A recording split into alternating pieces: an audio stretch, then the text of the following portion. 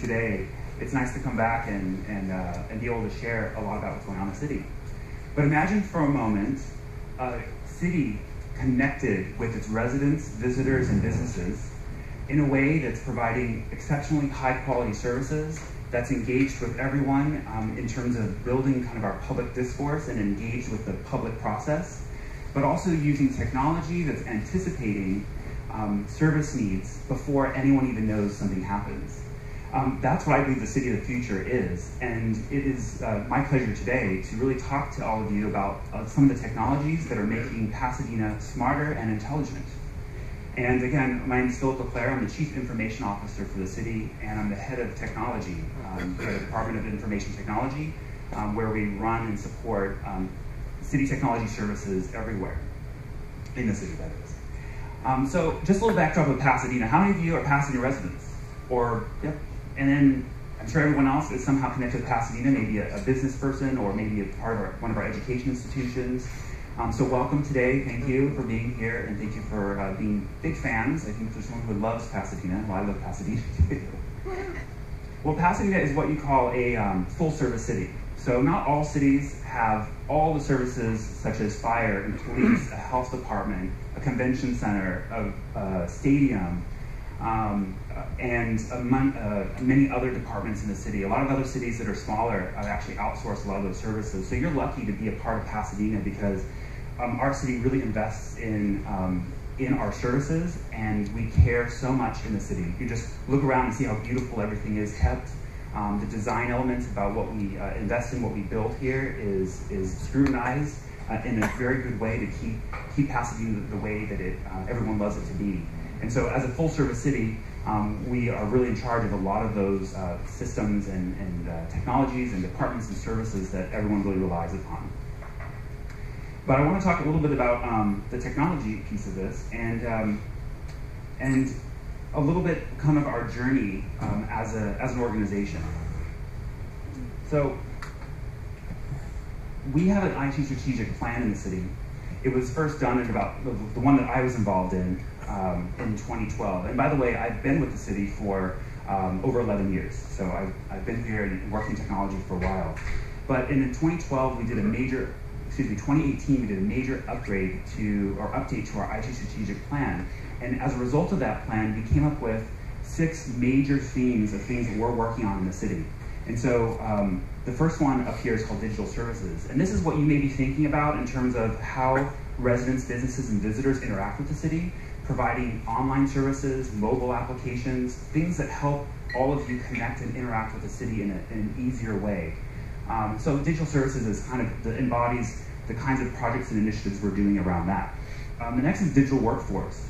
So the digital workforce is about our employees and our staff. How do we train and encourage and really promote all the great technologies that are out there and use those as a part of operating our city services and building our businesses? So our staff, just like everyone, needs to learn new things and try out new technologies and see how they can help promote and build effective services for the city.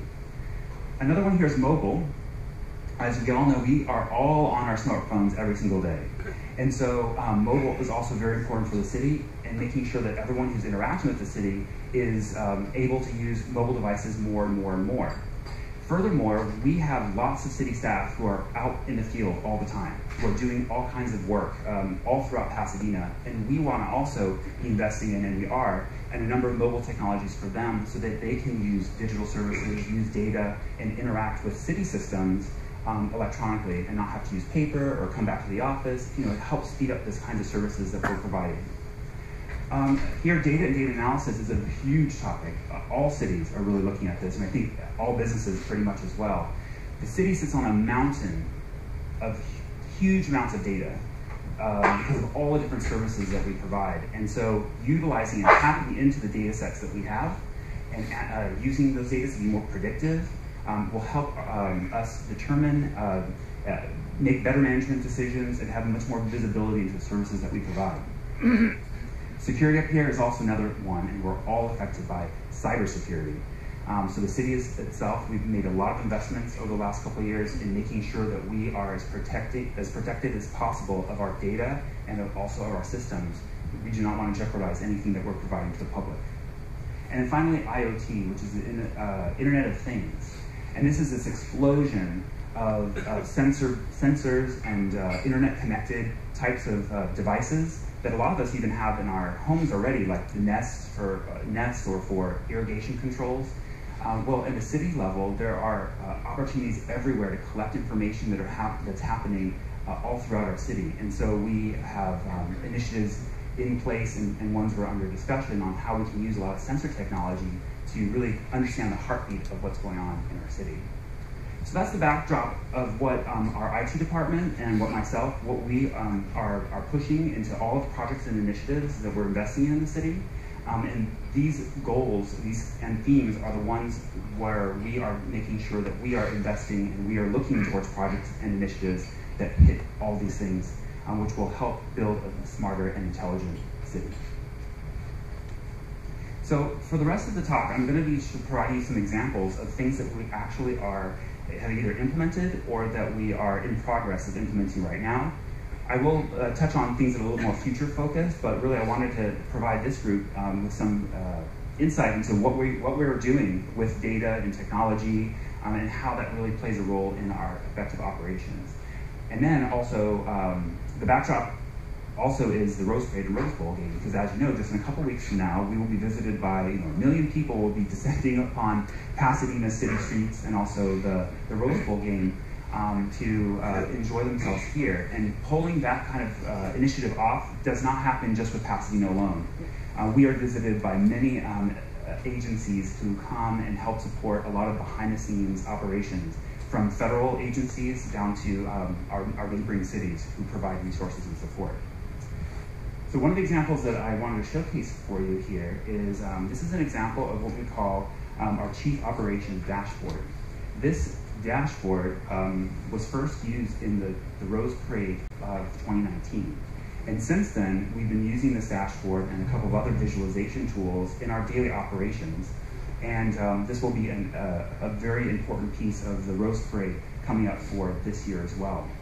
And what this is showing you, and this is used primarily by our fire department, this particular view that you see, but what this is showing us is trying to give us a real-time view on what is happening in terms of public safety calls for service from our fire department, and we put it all on a map. And why this is important, and I'll go through a couple of these things for you, why this is so important and beneficial is that we have lots of different data sets and many different systems, and a lot of different things that if we can pull all together onto one pane of glass, our fire department and the staff who are firefighters and others are able to really provide a much better services and must be much more ability to react even quicker when they know what is happening and where, and they're able to really address things from a visual perspective versus having to look at different types of data sets, maybe looking at paper plans and try to bring all that together.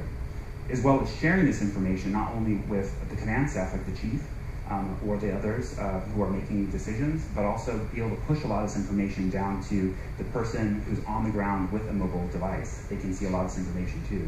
So what you're seeing here is a very easy map here, and on the map there are little bubbles and different color codes that actually show what calls for service are active at this point in time. And so on the left-hand side you see, on the left-hand side, the active calls would be 7 active calls. It talks about how there's an alarm going on, another alarm, a brush fire potentially, and then over the last 24 hours there's been 35 calls for service for our fire department. But also on this map, we're also showing some other things too, where at a click of a button, the personnel who's utilizing this map can click a button and get a whole sense of what is happening at a particular incident, which are all those markers that are happening on the map, the different color codes. You also see a little train that appears along the gold line, and that actually is a live feed from Metro that shows the location of the gold line trains. And why this is important for our fire department is because we have a grade crossing at Del Mar and at California, and so knowing where the trains are and when the arms are going to go up and down are very important in dispatching the right equipment to whatever issue may be happening around the city. We also have over here Pulse Point, which is an app that all of you can download as well. But what happens in Pulse Point is it actually brings information about what's happening in all of our neighboring jurisdictions. So, for instance, here it is showing that the Glendale Fire Department has been dispatched to a medical emergency on Colorado Street in Glendale. This is important for us, and especially when we have major events, because we can see where other jurisdictions around us have issued or responding to different events. And our fire department can take measures in understanding kind of where others are and how we're going to dispatch our own crews within Pasadena and potentially outside of Pasadena. And then below on this dashboard, there's all kinds of metrics. So the fire department collects all kinds of metrics, not only for themselves and operating daily, but have to be reported to state agencies. LA County is also for federal sources, and so having a dashboard that's collecting all the status information about calls for service, how long it took vehicles to get from the fire station directly to, let's say, the house who had called 911 for service, and what the resolution was. All that information is being collected and is being presented in real time to fire management staff to take action and to understand where they are. This dashboard actually has a number of other tabs. One of them, which is really important for Rose Parade, is this tab, which is bringing in real-time weather data directly into Fire Command. Why this is important for a special event like the Rose Parade is because if it was raining or the cold temperatures for overnight, because we have people who are camping on our streets, or in the case of last year, there was actually a lot of wind at the Rose Parade. And so the fire department had to, within a few minutes of one of the floats that was going down Colorado Boulevard, on whether or not they could use the pyrotechnics that they had on board that would cause a firework explosion. And because of the wind sensitivity, they were looking at that information localized to Pasadena right down to like a few minutes before they actually gave the go-ahead that could take place. So that's very important for fire operations for the Rose Parade, is that they really take a look and see what's happening with our weather. Another tab that I'm not showing though is one about social media. So we also have a social media feed that's bringing in all information about what's happening regionally around us and looking for specific keywords around Rose Parade and Pasadena and so forth. And what that's also doing from a public safety perspective is trying to align what's happening on the ground. Maybe there's an issue, someone's gotten hurt somewhere, or maybe there's some suspicious activity and people are posting in public forums on Twitter or on Facebook. And so getting those public feeds and bring that up to a command level post, along with a lot of this other information, are some of the things that are being used to maintain and manage safety around our Rose Parade and Rose Bowl. Another thing that we've experimented with last year and we're doing again this year is utilizing some really interesting imagery. So behind the map you saw before, there's also, you could turn on images so you can actually see what you would see on, say, Google Maps, the satellite view of Pasadena. But what I'm showing you right now is actually the corner of Orange Grove and Colorado Boulevard, which is called TV Corner, where all the TV cameras are set up. And as a tool for the fire department, you can see all kinds of building that's going on there, and in terms of the stands that are being erected. And so what we've done last year, and we've done a little bit this year too, is to actually use drone technology to fly over this area and other parts of the parade route and actually see what's happening today. Take the newest imagery, which is this big grandstand, and actually put it on top of maps that are used in operations. And why this is important for parade operations to see this is that the fire department and other emergency personnel can quickly see how the exits and ingress happen, where they are, and are able to visually see something versus refer to paper maps, which are what we've used in the past, and have this kind of information available in our command post, but also push this information down to the fire staff and other public safety personnel who also could use this information. Furthermore, there are a lot of applications and plans that are submitted to the city to actually install these grandstands all the way down Colorado Boulevard. And so doing a flyover with the drone technology we can compare what was planned and see what actually was developed so that we can either make corrections or know what may have changed. So that's some new technology that we've been using. Another piece of technology that we've been using is a program called Tracker. And what you see here is actually the Rose Bowl and the surrounding, like Brookside Park and some of our different streets here. And what this program is used for by our fire department, as well as some other safety groups within the Rose Bowl game, is that this particular piece of software sits on someone's cell phone. And what happens is it's actually tracking where someone is moving around the Rose Bowl. And why this is important for our fire department is that there's a lot of people who are assigned to different zones to work on something, whether they're providing some type of service, whether they're just there for security, or whatever their assignment is. And so they want to know, well, where are people, and then look at this information real time. So if they have to dispatch somebody to go work on an issue, they know where they are. This is after about a few hours, and this actually picture was collected at the World Cup games where we first tested this out back in May. And this is showing an aggregate of where a number of people are located around the Rose Bowl. And from a command post, we can get more information about what's happening. So we could drill in and just touch one of these little dots, and you can see that a person, this doesn't say a person though, but a person is actually how fast they're moving. This could be a person, this could also be a piece of equipment, could have this information. We can see what the battery life is for the phone that's actually collecting this information. And there's a lot more details that can come out. And then with all this information, we can also look at a heat map version of this, which says, well, where are people congregating the most? And why? And so from a management perspective, we can take a look and make sure that people are where they're supposed to be, but also if we need some help, we know where they can go and how to get them. In this heat map, this is showing like where's this concentration of people who have this tracking map on. And what this is showing you is that there's an abundance of people who are at the main entrance gate, and then which is this larger red, yellowy area, and then the other one that's a little bit smaller is showing where the first aid and the on-site little medic hospital is for the Rose Bowl. So, which makes sense because if this was being used for a lot of our fire personnel, and that's where a lot of them are located throughout the game. Another application that we also piloted last May and that we are using is this other tool called Quick Capture. And what this does is it allows also our staff to be able to quickly get information to our command post around the Rose Bowl game. And what they do is this is a phone screen, and they select an image, or they select a button that says this is a police issue, a fire issue, a medical issue, and they can actually click whether it's emergency or non-emergency, and they can actually take a snapshot and a picture. And then once that information is collected and transported back to our dispatch center, it actually says exactly where this is taking place and then what exactly the situation is. And so what happens in this version is that all of those requests for service will appear on a map.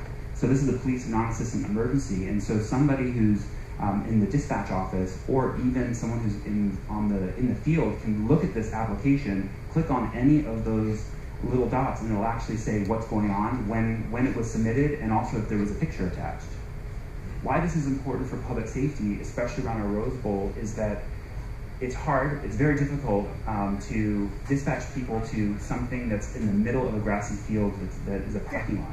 So imagine, if there's an issue that's happening on the Brookfield, in the Brookside Park where everyone's parking. There's a situation.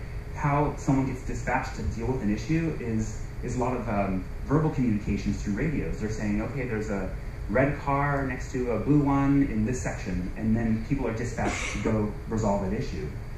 But now with visibility, we know where the issue is, and so does the person who's being dispatched. Plus, utilizing the previous application, Tracker, we know where people are. Our dispatch groups can actually send people who are the closest to those issues to meet whatever that need is immediately. And so that's a really important public safety tool that helps us really get to the issue and resolve it as fast as possible. So this is something we're still working on and still building into our processes. So those are a couple highlights about some of the behind-the-scenes work that we do in the Rose Parade and the Rose Bowl game, utilizing technology and a lot of different data sets that we have across the city to provide visibility to our public safety officials to help maintain and make sure that our events here are as safe as possible. I wanted to switch gears a little bit into another project that we're working on too, which I call our digital twin. And what I mean by that is that our whole city is physical nature. You know, we know where the buildings are, we know where the streets are, and where traffic exists. But wouldn't it help us in our planning and our management decisions too if we were able to take a snapshot of our city and actually have a digital version of it? And so we are working on that right now. And so this example, screenshot I'm giving you, is an example of utilizing a tool that we have. And what this is designed to show you is a 3D representation of part of old Pasadena. And on here we have the street network, we have our tree canopy, we also have our building footprints. And so what this tool is so far being used is with our planning department. And what planning is doing is trying to understand the sizing of different developments that are being proposed in the city. And they're trying to do kind of 3D renderings about what that would look like and how that would impact the city. And another example on top of this is that we also have these great imagery that actually the skins of the buildings themselves. And so we have these tools where you can actually see a 3D modeling of what a particular street will look like, along with the facing of the actual buildings themselves. And this is an interactive online service that you can actually zoom in, zoom out, you can turn left, turn right, you could change the time of day to see where the sun would be casting shadows. There's a lot of planning tools that we are starting to develop now, which will help us make better decisions and help engage with the public on kind of what our city streetscape and what our building footprint looks like. But this doesn't limit us to just planning, but that's where we're starting today. What our goals are and our vision for creating this digital twin of the city is actually bringing in all kinds of data sets. Our utilities, our underground sewer and water and electrical systems, to bring in our transportation systems, our bus stops, our transit lines, and many other assets that we have throughout the city. And then the next step after we can do that is actually to make this real time. So where we could actually see what's happening in our city, model buses moving or traffic flowing in a way that helps us be more anticipatory and be able to resolve issues and challenges as we see them happening in real time. Transportation, I have lots of examples for. And transportation is something that all of us interact with every day. So all of us got here in a vehicle, or we took transit, or we walked to cross campus. And so we all are engaged with our streets and our traffic network. And there's so much that is going on and has been going on for years to plan and make sure that people are able to move around the city as quickly as possible and move around. All of us have used this or have seen this before. This is just a Google snapshot and showing live traffic information kind of in our downtown area. And we rely on this all the time. I mean, I personally do as well when I'm planning my trips from wherever I'm going. But where does this data come from that Google has? Well, a lot of it is modeled information, and they're pulling from different sources, whether it's getting information about how fast people are moving down the highways. They're picking up things from Caltrans and from different places. And so this is a model. It's been refined over years, and I think it's actually really good. But there is tons of authoritative data. And what I mean by authoritative is it's real data that's coming out of city systems that actually will say exactly what's happening with our traffic conditions. And so the future of where traffic is going to be utilizing even city data to actually present and provide much more information about traffic. And what's really important about what's coming with the traffic network is that there are so many data sets, as I mentioned. And one of the biggest data sets that the city collects on 24 hours a day is our traffic network. So every signal, every intersection, and there's over 200 of them in Pasadena alone, 24 hours a day, it's collecting information. It's collecting information about how many vehicles are crossing or going through the intersection, how many vehicles are turning left, how many vehicles are turning right, how many are waiting for the traffic signal to change, as well as pedestrians and cyclists and others who are utilizing that intersection. So all that information and plus many other data sets, are being thought of now, and how you bring all that together in order to have better planning and better mobility around our city. One of the projects that's going on right now that is utilizing a lot of this kind of data is this Caltrans Integrated Corridor Management Project, which Pasadena is a part of. And this project, which is funded by Caltrans, is actually connecting the 210 corridor and all the on-ramps and off-ramps from the 210 corridor through Pasadena, as well as many of the other cities along that corridor, going out towards San Bernardino.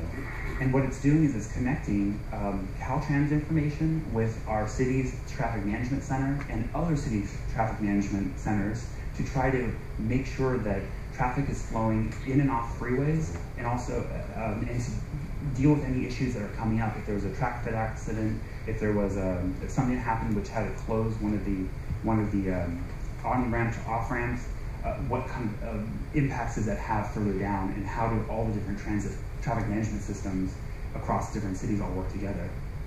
So this is one of those pilot programs that we're really excited about, because it's actually utilizing a lot of traffic sensor data to help deal with people who are coming through and coming into Pasadena. But there's also a lot more in the traffic area that we are working with now and we are experimenting with. One here is this question, like sensors at every intersection.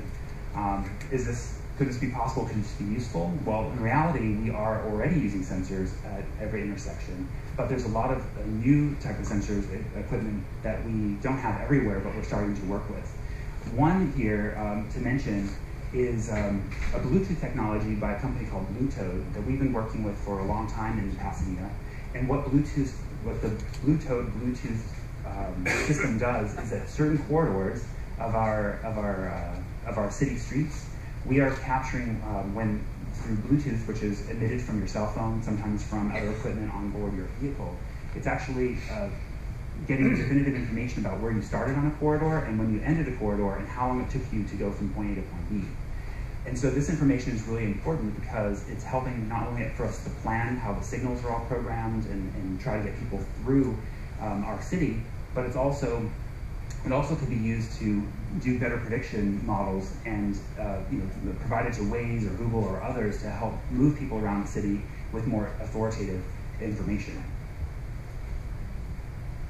We are also using another piece of data from a company called Streetlight, which is actually looking at trips, information from people who are coming from anywhere in Southern California into Pasadena or through Pasadena. And this is a data set that we use for looking at kind of our planning and how we are organizing and making plans about how our traffic works, but also a little bit of information about who's coming to Pasadena and when. And since Pasadena is a destination city for events, for school, for work, it's really important for us in our planning to know and see how people are coming into and utilizing our networks. Another project that is starting to come on board too is utilizing what I talked about, Bluetooth, which is that technology that's picking up the Bluetooth signals to see how long it takes for people to go from point A to point B. But there's another set of data that's already been talked about. We're not using it yet in the city, but I know of other cities who have started. And that is utilizing onboard information about your vehicle itself. So almost all the new vehicles that are being released now have onboard computers that have the potential to interact with our city systems at the city street. There's also data aggregators who are taking information from manufacturers like Toyota and Honda and others, who are taking information on board about driving habits, about information and utilization about vehicles. And a lot of this information in the future could be merged with the Bluetooth information from Bluetooth, as well as our traffic sensors, to really help plan much better how we are improving and organizing our traffic networks to take advantage of a lot of different data sets and data technology, which ultimately is about getting people able to be mobile around our city.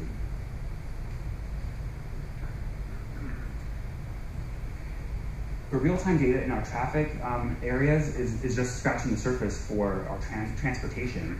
We also have a lot of other data sets and data tools and projects that are in the works that are going to help us with parking and others, such as a parking garage. We have projects in the works that will bring better parking information to all of us, hopefully through mobile apps and as well as on websites in the future. Maybe our vehicles will actually tell us where the best parking is. But we're working with data and sensor and technologies to outfit some of the city garages to have better information so that people can park much easier and get that information before they even get to the parking lots. But we also have parking meters, and so the parking meters also have lots of information, and harnessing all of that to provide real-time information where parking meters are available, and so that as you're starting a trip, it's actually telling you where the best place is to go. This is important, especially around parking, as we get closer to our Olympics in 2028, and the huge amounts of people that are likely to come through Pasadena. We want to make sure that a lot of our systems are connected and are providing real-time data to various apps and online services so that we can help people move around and actually park and visit us here. We also have, this is a picture of our traffic management system, our center, where all this different data for real-time information comes together and it's processed. Our goal is to, in the past for traffic planning, has been about taking data and then analyzing it, data that's not real time, analyzing it and then making decisions later on. Our goals in harnessing all this traffic and transit and parking information is to have better tools that are going to allow us to make better decisions actually real time. And of course, the connected car of the future. So autonomous vehicles are we hear about them all the time being piloted in different cities. Well, in order to manage and monitor and work with autonomous vehicles, we will have to have systems in place that will help city policies be pushed to vehicles about how long they can stay somewhere, where they're allowed to be moving around the city in the future. And so harnessing, again, all these different data sets, plus what would be coming from autonomous vehicles, and then the city systems being able to push to autonomous vehicles about what they can and can't do, are things that are being talked about right now with some innovative companies here in Pasadena, as well as companies that we've been talking to around the world. And finally, I want to share one other project that we are working on right now that was just announced about a month ago, and that is a collaboration that we have with Caltech. What you see here are, on all these points here, the blue and the red points are where there are seismographs, which are measuring earthquakes in the city. So whenever we hear from the U.S. Geological Survey, whenever there's an earthquake, they're always going to Caltech, and they're using these seismographs to let us know what the intensity of the shaking was and where the earthquake took place. And in Pasadena alone, we have 11 of these. And these are important, and we have a lot of them here in Pasadena because we're in Pasadena with Caltech. But there's a number of these that exist throughout our region, as well as hundreds and thousands of them likely across the globe. But what we've been doing with Caltech actually for over a year, and it was just announced publicly last month, is that we've been utilizing the city's fiber optic network, which this is a map of our fiber optic network that supports our traffic operations, city services, and also our electric and water utility.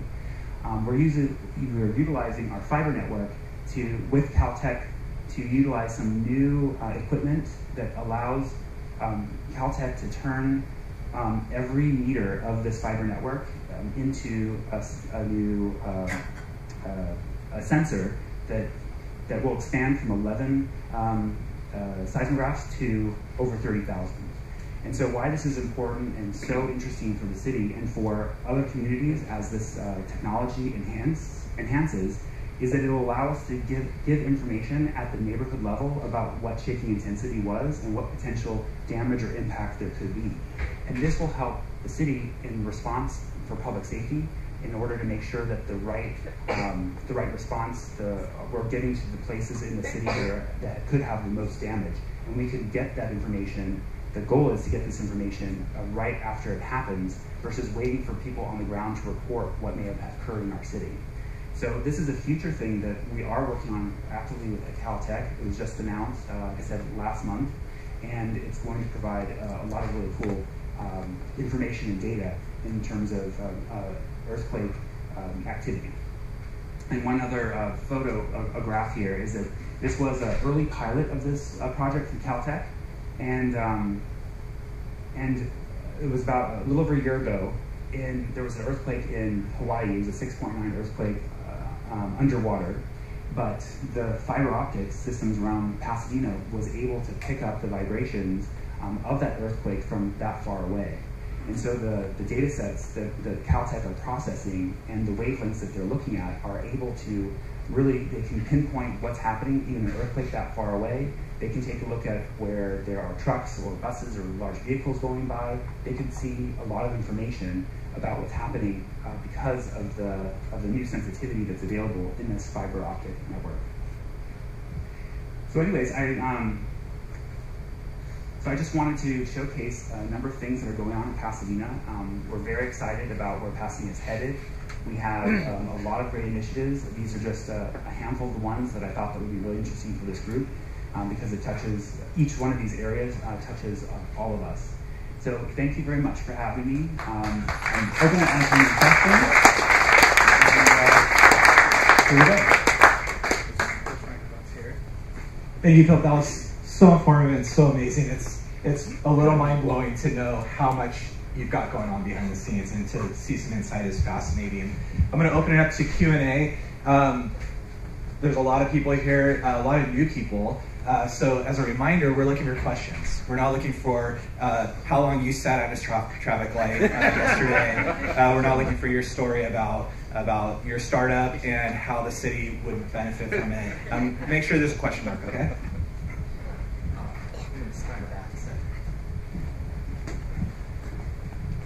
Nice job. Pat Holmes, Pasadena Angels, and member of the Tournament of Roses. So, as IT executives, we already had a lot of things in our toolkit for IT hygiene, endpoint protection, anti-malware, anti-phishing training, firewalls, etc. Now ransomware is targeting healthcare and government. What are you doing in backups? So we always have backups. What are you doing above and beyond all that in response to the ransomware, and how do you plan to recover from one if it happens? Good question. We're all faced with the same thing in trying to protect ourselves, our data, and our systems.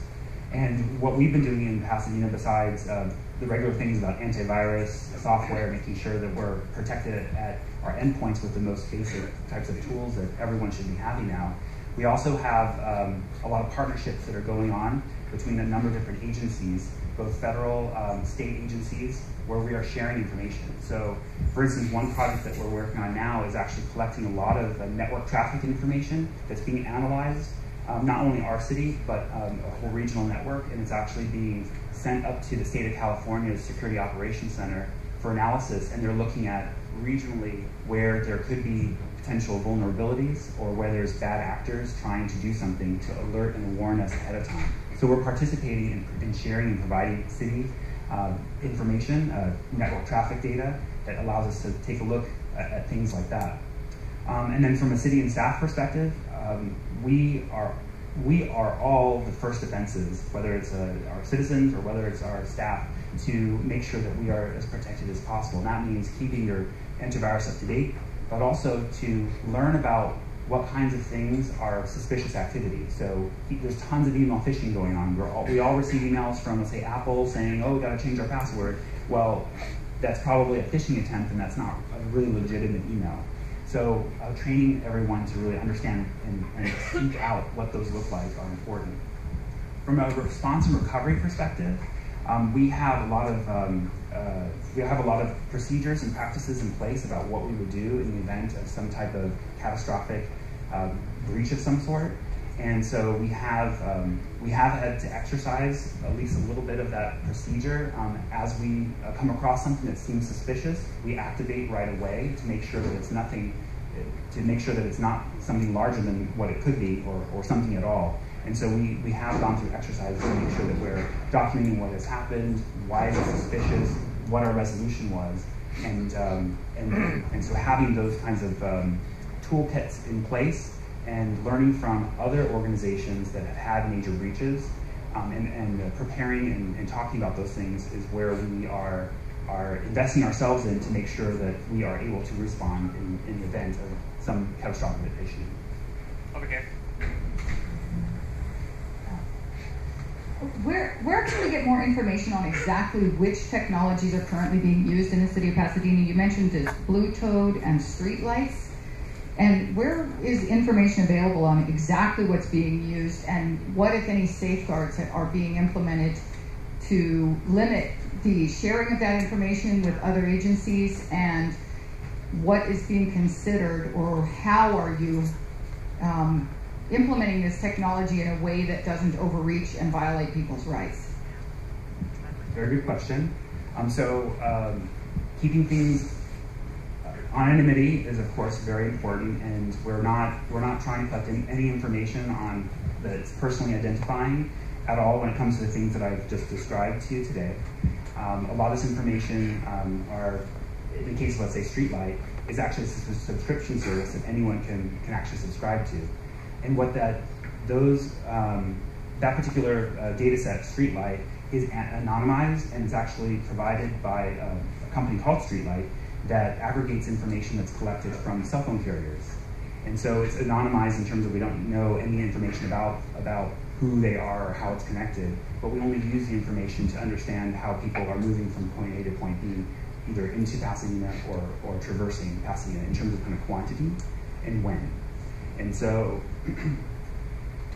we don't want to collect or keep any information that is personally identifying for those reasons of privacy, and we don't want to be held liable for having something in case if there was some type of breach of some sort. And so the biggest safeguard that we have in terms of making sure that doesn't happen is not collecting in the first place. And then the data sets that may have some protection-based information, which we do have a number of data sets that are not publicly available, but those are highly regulated, and they're kept, and they're processed, and they're reviewed and audited to make sure that information that shouldn't be released doesn't get released into the public. Right up here. So this room is full of sort of creative and entrepreneurial people. I see something back there. And one of the questions that often comes up for innovators and entrepreneurs is what problems need to be solved. So that's part A of the question. And then part B is, for Pasadena, how would people, A, find out about the problems that you guys are thinking about and wishing there was a solution for? And then part B is, how would you suggest they approach the city? Is there a process? What sorts of things does the city look for when somebody comes up and says, hey, I have a solution? Very good question. We have a lot of partnerships across the city. We have a lot of interested people who have connections with various staff in different departments who are able to kind of solicit and get information about what problems exist. I'd say a lot of times we are presented with problems that we want to kind of address or tackle, or at least have a conversation with, because people bring them forward. Whether there's an issue and it's coming through our 3-in-1 Citizen Service Center or our app, or whether people come to any of our public events and they're expressing that there are problems and issues. I can't say that they're all can be solved with technology, but technology usually plays a role in helping either solve or provide visibility to, or help provide intelligence to help policymakers make decisions. So how does someone actually get involved with Pasadena, and what of our challenges are? I think events like this, there are other city representatives who I recognize here. So networking and making sure that those opportunities are there. If you want something that's really specific about what we're planning to do, I invite you to come to the city website and the Department of IT. We do have our strategic plan listed there, which has a list of projects that we're thinking about, or some that we were actually working on because it was published in 2018, ones that we're planning on for the next 5 years. And then also every year we update that plan with all the projects that we know that we're going to be working on that year. And that there's a section that says initiatives, future initiatives. Also, I mean, it's a little harder to find, but within all of our departments themselves, they also have, they put information forward about what kinds of project initiatives they're working on. In a lot of cases, we're working on them with them, because so many things touch technology. And you'll find that information usually also on their websites, but also we have a budget book that comes out every year, our capital budget as well as the operating budget of the city, and there's a narrative for every department about the project initiatives that they're working on. And the whole budget process really gets going about May and June in the city, where there's lots of public discussion about what's being presented as a part of our budget. So those are ways to kind of externally kind of get involved and see what's going on. Other than that, I'm always available. You have my email address up here, and we're presented quite often by all kinds of businesses, whether they're local or not, about kinds of technologies that they have. They've heard of problems maybe in other agencies, and they solicit or they offer to help us in any way. Sometimes they're hitting it right on to a need that we have. Sometimes there's things that we're not really dealing with, but maybe it's something in the future. Question in the middle. Yeah. In case of earthquake, I think earthquake is everybody is scared about earthquake, right? So in case of earthquake happens there, so all the mobile networks and the fiber opticals is not working, so we don't have communication. So do you have in mind any emergency systems, and then make sure the citizen can communicate it after the earthquake? Because I moved from the Bay Area, from Palo Alto, and then Palo Alto, Cupertino, we have a citizen technology council, and then we design the systems for the city of the Palo Alto and the Cupertino, make sure earthquake happens. Citizen can always within the 400 feet or 1,000 feet can find a solution to communicate it. So do we have such system available in case of earthquake? Thank you. We do have a lot of redundancies in systems, so I'm not exactly sure on the particular example you brought up. But in terms of in the event of some type of disaster where internet, phone service, like nothing works, what do we do? How are we going to communicate in the city? What do we plan for? There's a number of things that are there and ready for us in case it happens. One is that our radio system that supports our public safety professionals, the handheld radios that you see people use in fire and police department, those systems are very well hardened. So in terms of like earthquake on a rating, in terms of what would happen if that went offline, there's power backup, there's generators, there's ways for at least our public safety professionals to be able to communicate. But even if that doesn't work, we have a group of dedicated volunteers that are part of our emergency preparedness in the city that do all kinds of different volunteer work, but there's a group of them who actually are ham radio operators, and they are actually the link, the worst case scenario, the link that connects Pasadena with other ham operator in other cities who would also experience the same issue, that can communicate up and down the state if necessary. We also have satellite technology, so we still have satellite phones in our emergency areas and in many of our departments, satellite communications as well, and those are just a handful of things that allow us to continue to communicate even if phones and fiber optic lines and therefore are down. But then back to the volunteers, which are a really important part of our emergency preparations here at the city, and we invite anyone who wants to volunteer to be a part of that. But actually it's a whole network that allows, and it's set up to deal with like door-to-door information. So if the worst case scenario and there's no way for people to communicate, there is communication, at least from the city officials' perspective. We have a lot of redundancies and backups and systems like that will help us. But from getting word on the street, things are set up to with blowhorns, with sending police vehicles and fire vehicles around, as well as utilizing that volunteer network to go door to door and provide necessary information. Right here. Tom Lenzo, long-term Pasadena resident. I am one of those volunteers. Excellent. I work with Do It on a regular basis. You guys are spectacular. Thank you. My question is, of all the technology we saw just now, how much of that is available for public use to access or to get information? Let's think about that. Besides customer service system? Yeah. Right, well I didn't go too much into our Citizen Service Center, our 3-in-1 system, but I suggest you all download the app if you go in your app store and type in Pasadena Citizen Service. There's a great app where you can interact with the city. If you see a pothole, street lights out, tree is down, or if you have any comments or suggestions about anything, it's a great way of getting into City Hall. And you can also contact our Citizen Service Center, which is a phone number you can call and actually speak to an agent. And it's a great way of getting right into our city. But back to your question about what information is available, I can't think of any application specifically that I showed where you can actually get that, interact with those systems directly. But there's a lot of data sets that the city publishes and makes available to the public. Because most of the data that we have in the city is public information.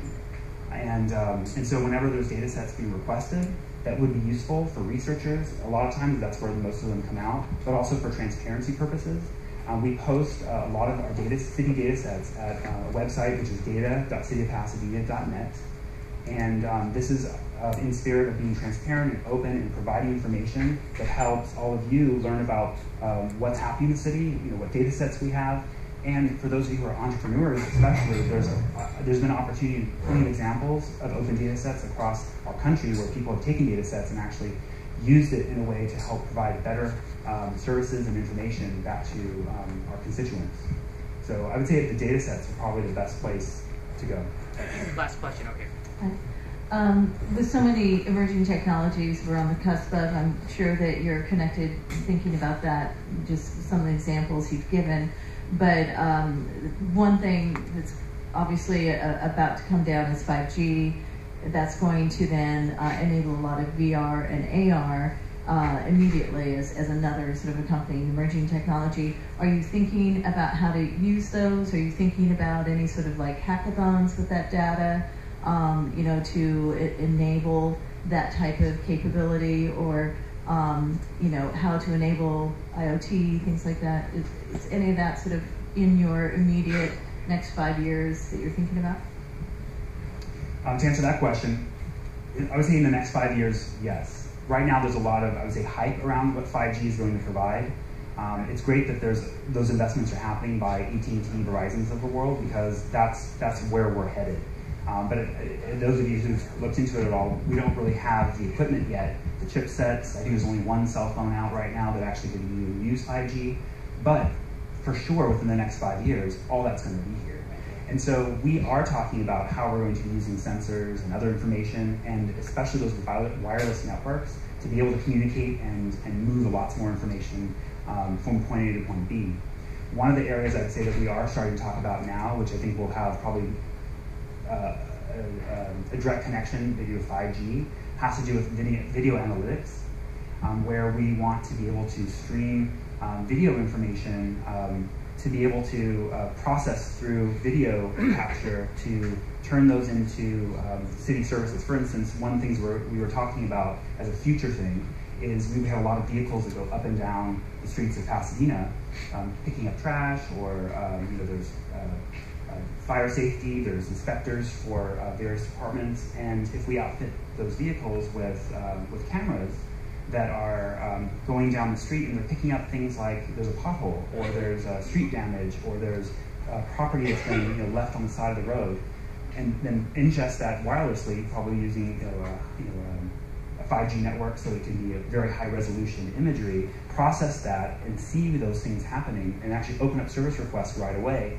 so that we're actually resolving those issues before anyone calls us to tell us that there's a problem. So utilizing more video kind of technology that helps us understand and helps us look at where service deficiencies could be taking place to more proactively and anticipate challenges and issues is something that we're only just starting to talk about. But I think that's an example, because you need a big video pipe to be able to get such great resolution of imagery.